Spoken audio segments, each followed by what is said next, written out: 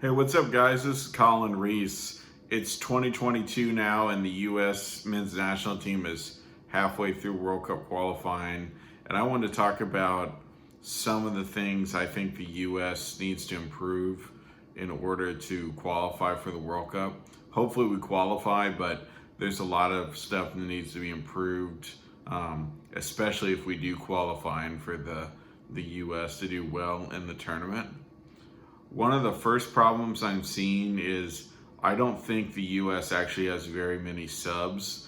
As much as people have been hyping up the U.S.'s depth and the amount of players that are playing in the Champions League, I think there's pretty slim pickings. For instance, if you look at the midfield, Tyler Adams has no clear substitute that's close to his level, and the same goes for Weston McKennie, and you can also say the same for Yunus Musah. Gregg Berhalter likes to pretend that the U.S. uses one defensive midfielder, which is Tyler Adams, behind two attacking midfielders. If you ever hear his press conferences or his comments to the press, he always describes the quote-unquote eights as attacking midfielders, but they're really box-to-box midfielders. And as I've mentioned before, one of the big problems is there's no link between the midfield and the attack. So if you look at this midfield of Tyler Adams, Weston McKennie, and Yunus Musah, for Weston McKennie, there's no clear sub for him, someone that's as good as he is or close to as good as he is, which is similar to what I was talking about with Tyler Adams.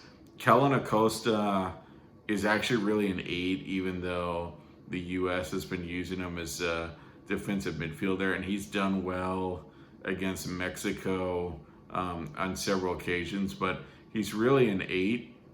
So you could argue that Kellyn Acosta is the sub for, for right now he's the sub for Tyler Adams, but just hypothetically speaking, since he's really 8, you could say in our pool we've got Kellyn Acosta as a sub for McKennie or Musah, but of course that only covers one of those guys, and there's still another player there that we need to sub. And if you look throughout the pool and just who's available, it's hard to think of a number 8 that can really that's really close to the level of either of those two. Sebastian Lletget and Christian Roldan have gotten a lot of hate from the fan base, and they've been kind of scapegoated, but really neither one of those players is really an 8 anyway. They're both 10s, and Lletget can also play as a second striker or as a wing. So Lletget was never playing in his best position when he was playing in a midfield 3 like that. And now that he's with the New England Revolution with Bruce Arena, maybe we'll see him back to playing as a 10. He was playing as a second striker for the LA Galaxy before he was traded recently, so the last several games of the season. But the trend of him playing as a center midfielder for the Galaxy goes back a couple years ago when the Galaxy were thin in that position, and I think that's caused this kind of mentality where some people think of him as a center midfielder even though he isn't one. So anyway, but we were talking about our subs for the 3 center midfielders, so it's hard to really think of adequate subs. Someone like Gianluca Busio I also see as more of a number 10, and he's really good at spraying passes around, but although he was playing in Serie A, he doesn't really seem to have the engine and playing style to really be really effective and dominant in the midfield. If you think of box-to-box midfielders in world football, someone like Arturo Vidal for me is still kind of like the ideal number 8. And it's hard to think of Busio playing that way, or kind of anyone else in our pool that kind of plays like that. There's Kellen Acosta, but of course, Vidal's a world-class midfielder that's got a lot more technical ability than Kellen Acosta. So I think the U.S. is going to have potentially some problems if we don't find some midfielders. And you can also say the same for the center forward position. I've advocated having Rubio Rubin and Bobby Wood on the roster, and I still think those two are better as subs than our other options. And I actually rate them, and I think they're quite good. I think they're really technical and direct and have a high skill set. And Bobby Wood in particular is really, really fast. I've never understood why people kind of scoffed at the idea of them playing on the team again.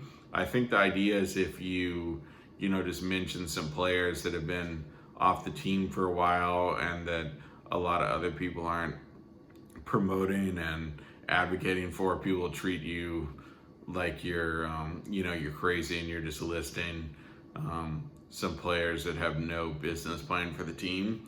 But I really disagree with that. So I think behind Ricardo Pepi, we're pretty short on strikers. Timothy Weah can play there, and Matthew Hoppe can also play that position, and he hasn't got much playing time with Mallorca, so hopefully we see some improvements with him. And he was injured, I believe. It's actually been so long since that injury happened that I'm not totally sure on the where his recovery's at and where he's at in terms of being able to play again. But there are kind of some strikers out there, but there's you would hope going into a World Cup and with the U.S. improving its national team over time, you would hope that there was some more kind of definitive, clear backups for someone like Ricardo Pepi. I don't think Nicolas Joachini or Daryl Dike or Jordan Pefok are that impressive so far. With Dike, there's been an issue where he was impressing and then he got injured, and I think I still kind of want to watch him a lot more to see where I really rank his technical ability or where I rate his technical ability. So I'm going to put a pin in DK, and I want to see how he does in the future and whether I think he's technical enough. Someone like Pepi is extremely technical, and he uses both feet. He's really active off the ball, making runs. I've seen people say he's slow because he got like a 62 pace rating in FIFA. I've actually literally never played FIFA, but I don't think that Pepi is slow. And particularly like against Honduras when he did like a 30 or 40 yard solo dribbling run, he didn't look slow. So I disagree with that assessment of Pepi. And I think he's a really complete striker, and I'm really glad we have him on the team because the U.S. hasn't had a striker like that in a while, and I think we're still going to need some more, and we might have to start giving Timothy Weah reps at striker. He plays there some for Lille, but not all the time. He just occasionally plays there because Jonathan David plays for Lille and he's scoring a bunch of goals. So Weah's not playing there. He's playing more as a wing and sometimes as a second striker. But I think we need to give Weah some reps there in case he needs to play there as the sub for Pepi. I also think it's worthwhile to maybe have a starting lineup where we had Timothy Weah and Pepi as the two strikers, where Pepi would be the first striker and Timothy Weah would be the second striker.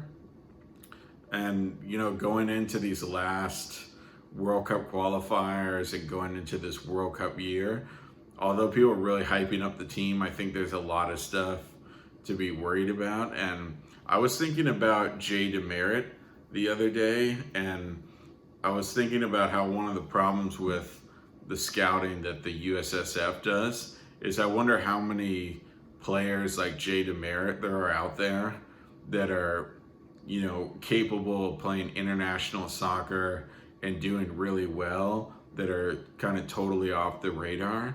I think we have millions of people in this country that are playing soccer in addition to other sports in high school, and I think a lot of them were good enough to be pro, but maybe they decided not to do it, or they didn't get recruited to go to college or an MLS academy.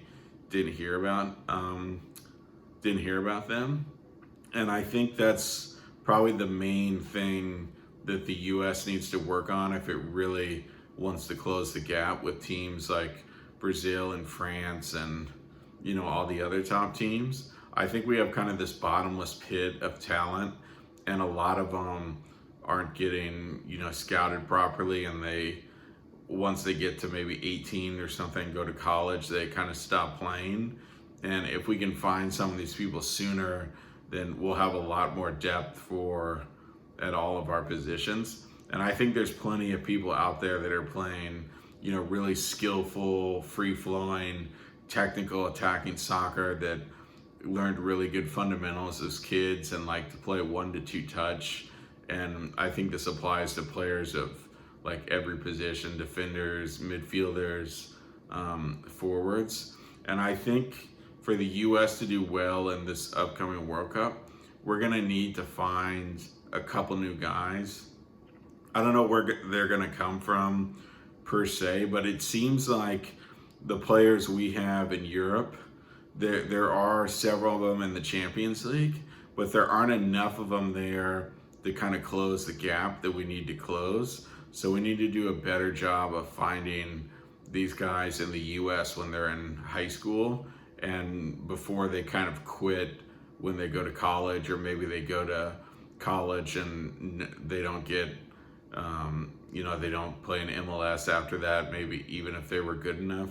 So we need to keep looking for these guys, and I think you're going to see a couple more people that make it onto the U.S. roster that you've never heard of before. And I don't know if they're going to be from academies or new MLS people that just started, or people that were playing in Europe that we haven't heard of, or possibly even college players. But I think we're going to need several more guys if we want to do well in this World Cup, because you could kind of say the U.S. has several really impressive players, and then there's still a lot of work to be done for the rest of the squad. So you could say, Christian Pulisic is world class. Gio Reyna's, on his way to being world class, but he's been injured for a while. And then there's Weston McKennie, and then, maybe you could throw in Tyler Adams in there. But if you wanted to be really,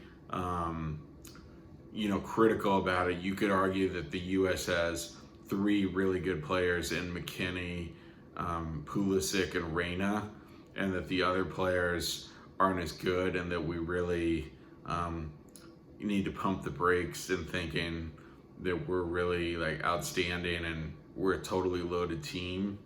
Musah is obviously really good too.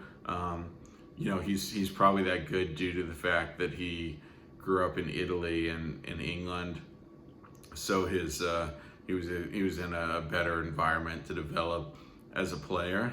But I think if you want to look at kind of the glass half empty look, you could argue the U.S. only has 3 really good players. We don't have a backup striker. There's no subs for our 3 starting midfielders. The coach seems to be more intent on pressing rather than creating scoring chances and keeping possession. The coach isn't playing a playmaker or a 10 to link the midfield to the attack.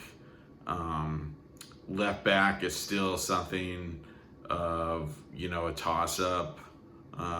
At right back, Dest is good, but he's better at attacking than he is at defending. Our other option is Reggie Cannon, who I think is a outstanding all-around right back, but he's in kind of a bad club situation, which isn't ideal. So there are plenty of problems for the U.S. going into these qualifiers. The competition's not really good, obviously, but if we do qualify, there's going to be an issue of whether we're good enough to really impress at the World Cup and go deep. And like I said, I think we need to find a couple new players to do well at this World Cup. So thanks everyone for tuning in. See you next time.